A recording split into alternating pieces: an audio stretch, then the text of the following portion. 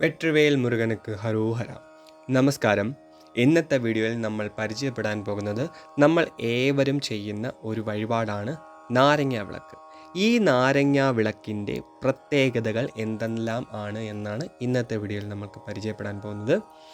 നാരങ്ങ വിളക്ക് വഴിപാടുകൾ ചെയ്യാത്തവർ ചുരുക്കം ആൾക്കാരായിരിക്കും. ഇനി നാരങ്ങ വിളക്ക് എന്താണ് എന്നറിയാത്തവർക്കും കൂടെ വേണ്ടിയിട്ടാണ് ഈ വീഡിയോ. വിളക്ക് വഴിപാടുകളിൽ നമ്മൾ നടത്തുന്ന വിളക്ക് വഴിപാടുകളിൽ ഏറ്റവും പ്രാധാന്യമുള്ള ഒന്നാണ് നാരങ്ങ വിളക്ക് എന്ന് പറയുന്നത്. രാഹുദോഷ ശാന്തിക്കായി ദേവീക്ഷേത്രത്തിൽ സമർപ്പിക്കുന്ന വഴിപാടാണ് നാരങ്ങ വിളക്ക്.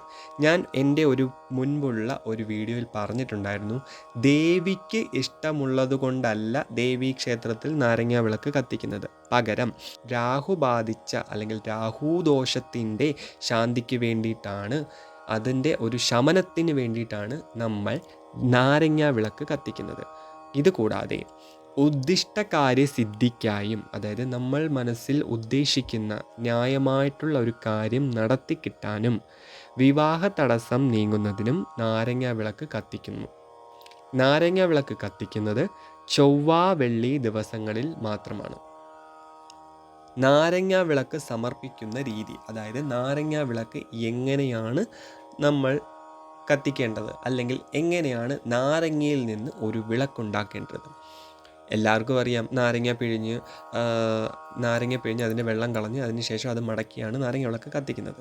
ഓക്കെ, പക്ഷേ ആദ്യമായിട്ട് ഇത് കേൾക്കുന്ന ആൾക്കാരുണ്ടാവും. അപ്പോൾ അവർക്ക് വേണ്ടിയിട്ടാണ് ഈ ഒരു പരാമർശം ഞാനിവിടെ നടത്തുന്നത്.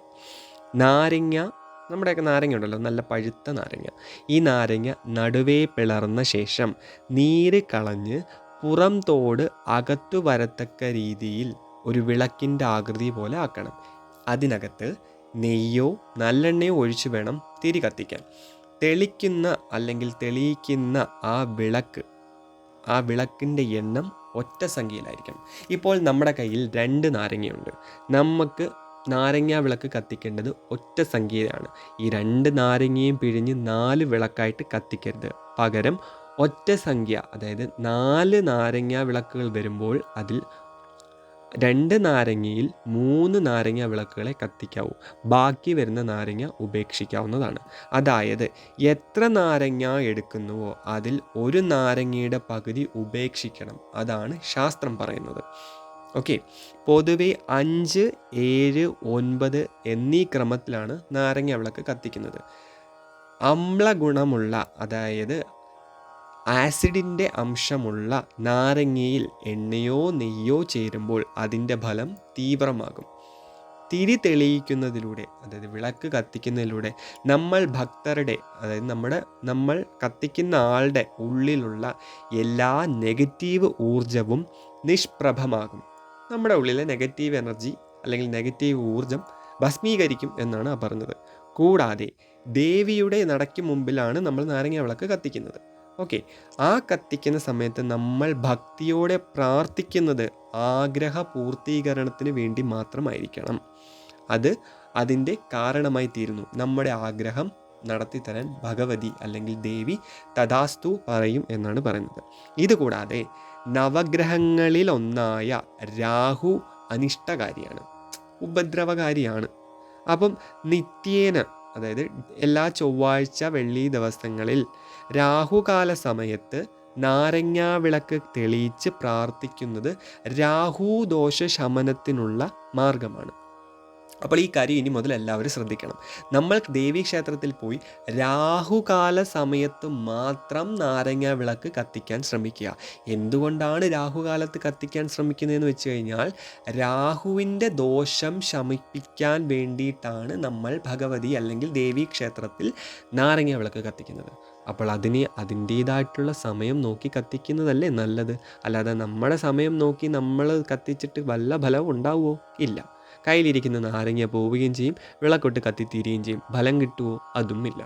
അപ്പോൾ ഇനിയെങ്കിലും എല്ലാവരും മനസ്സിലാക്കണം, നാരങ്ങ വിളക്ക് എങ്ങനെയാണ് കത്തിക്കേണ്ടത്, എപ്പോഴാണ് കത്തിക്കേണ്ടത്, ഏത് രീതിയിലാണ് കത്തിക്കേണ്ടത്, ഏത് സമയത്താണ് കത്തിക്കേണ്ടത്. ഓക്കെ, ദേവീക്ഷേത്രത്തിൽ നാരങ്ങ വിളക്ക് കത്തിച്ച ശേഷം ദേവീ പ്രതിഷ്ഠാകരമായിട്ടുള്ള മന്ത്രങ്ങൾ നമ്മൾ ദേവീ ക്ഷേത്രത്തിൽ പോയിട്ട് നാരങ്ങ വിളക്ക് കത്തിച്ചു. അതിനുശേഷം അവിടെ നിൽക്കുന്ന ആൾക്കാരുമായിട്ട് സംസാരിച്ച് നിൽക്കാതെ പൊതുവേ എല്ലാവരും ചെയ്യുന്നൊരു പ്രവൃത്തിയാണ്. പരസ്പരം അങ്ങോട്ടും ഇങ്ങോട്ടും സംസാരിച്ച് കളിയും കാര്യങ്ങളും ഒക്കെ പറഞ്ഞ് ചിരിച്ച് നാരങ്ങയൊക്കെ പിഴിഞ്ഞ് അടുക്കളയിലെ വിശേഷങ്ങളൊക്കെ പറഞ്ഞിട്ടാണ് കൂടുതൽ ആൾക്കാരും നാരങ്ങ വിളക്ക് കത്തിക്കുന്നത്. അത് തെറ്റാണ്. നിങ്ങൾ ചെയ്യുന്ന ഏറ്റവും വലിയൊരു തെറ്റാണിത്.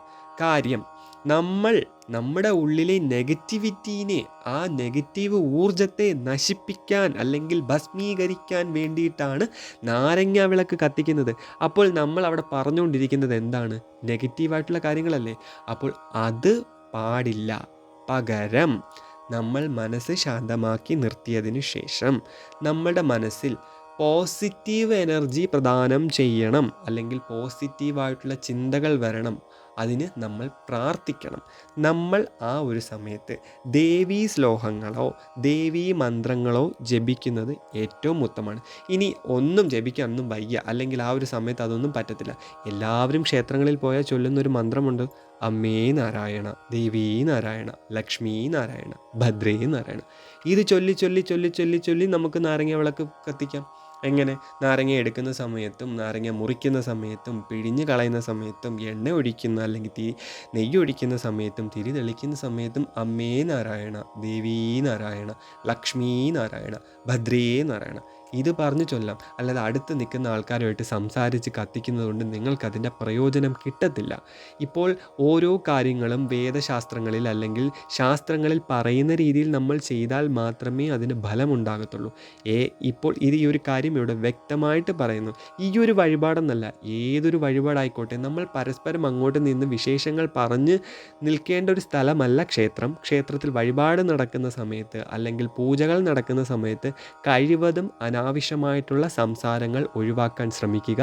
അത് നമ്മുടെ നല്ലതിന് വേണ്ടിയിട്ട്, അതായത് ഈ കർമ്മം അനുഷ്ഠിക്കാൻ പോകുന്ന വ്യക്തിയുടെ നല്ലതിന് വേണ്ടിയിട്ടാണ് ഇവിടെ പറയുന്നത്. അപ്പോൾ ഇനിയെങ്കിലും വെള്ളിയാഴ്ച ദിവസങ്ങളിൽ ഭഗവതി എടുത്ത് അല്ലെങ്കിൽ ദേവി എടുത്ത് നാരങ്ങ വിളക്ക് കത്തിക്കാൻ പോകുമ്പോൾ അയലത്തെ വിശേഷങ്ങൾ പറയാതെയോ ഉടുത്ത സാരിയുടെ ഭംഗിയും മഹത്വവും പറയാതെയോ ഒക്കെ മാറ്റി നിർത്തിയതിന് ശേഷം അമ്മേ നാരായണ, ദേവീ നാരായണ, ലക്ഷ്മീ നാരായണ, ഭദ്രേ നാരായണ എന്ന് ചൊല്ലി എൻ്റെ ഉള്ളിൽ നിറഞ്ഞു നിൽക്കുന്ന കെട്ട ചിന്തകളെ, ദുഷിച്ച ചിന്തകളെ ഒക്കെ മാറ്റി നാരങ്ങ വിളക്കിൽ തെളിയുന്ന ആ ഒരു ചൈതന്യത്തെ, ആ ഒരു പ്രകാശത്തെ എൻ്റെ മനസ്സിലും കൊണ്ട് വരുത്തി തരണമേ ഭഗവതി ദേവി എന്ന് പ്രാർത്ഥിക്കുക.